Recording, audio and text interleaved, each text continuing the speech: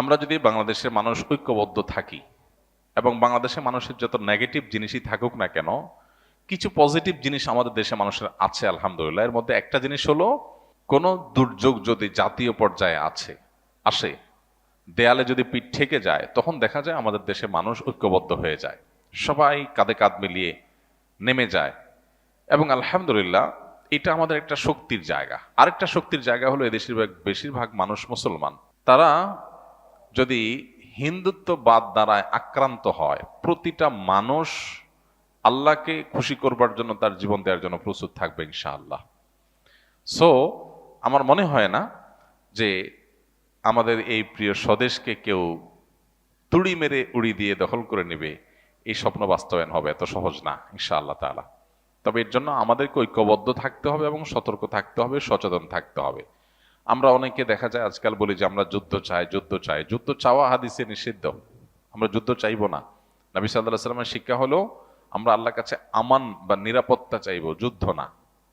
আমরা চাইবো আমাদের প্রতিবেশী দেশের সাথে আমাদের সম্পর্ক ভালো থাকুক, তারা আমাদের উপরে দাদাগিরি, খবরদারি, আমাদের উপরে মাতবরি, আমাদেরকে দাসসুলভ আচরণ করার মানসিকতা তারা ছেড়ে দেখ। এদেশের মানুষ বহু সহ্য করেছে, এ বিষয়ে এদেশের মানুষ আর সহ্য করবে না।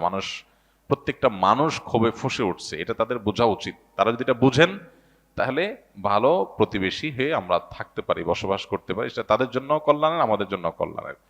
তা না হলে এদেশের মানুষ এই জাতীয় দুর্যোগে কাঁধে কাঁধ মিলিয়ে শুধু মুসলমান নয়, অন্য ধর্মাবলম্বী আমরা আশা করি তাদের উল্লেখযোগ্য সংখ্যক মানুষ এদেশের স্বাধীনতার স্বার্থ রক্ষা করার জন্য কাঁধে কাঁধ মিলিয়ে কাজ করবে ইনশাআল্লাহ তাআলা।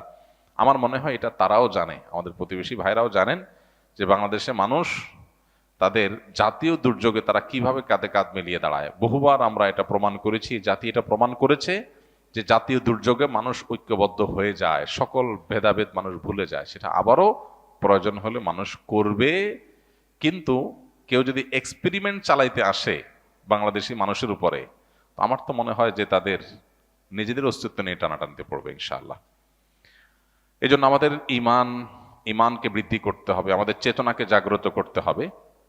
অ্যাজ এ মুসলমান আমাদের মধ্যে এই মানসিকতা থাকতে হবে যে আমরা আল্লাহর জন্য আমাদের জীবনও প্রয়োজনীয় দিতে আমরা প্রস্তুত। আমাদেরকে যারা কোণঠাসা বানায় রাখে, দাস বানায় রাখে, প্রেসারে রাখে, চাপে রাখে, দখলদারিত্বের মানসিকতা রাখে, খবরদারের মানসিকতা রাখে, ঘৃণা ভরে তাদের এই মাতবরি আমরা প্রত্যাখ্যান করব। আমাদের এই স্বাধীনতার জন্য হুমকির যে সমস্ত পদক্ষেপ তারা নেয়, সেগুলোর বিরুদ্ধে আমরা প্রত্যেকটা মানুষ লড়বো ইনশাআল্লাহ। আমরা যদি সতর্ক থাকি, তাহলে ইনশাআল্লাহ কোনোদিনই তারা সেটা করতে পারবে না ইনশাআল্লাহ। আসুন্নাহ ফাউন্ডেশন, উম্মার স্বার্থে সুন্নাহর সাথে।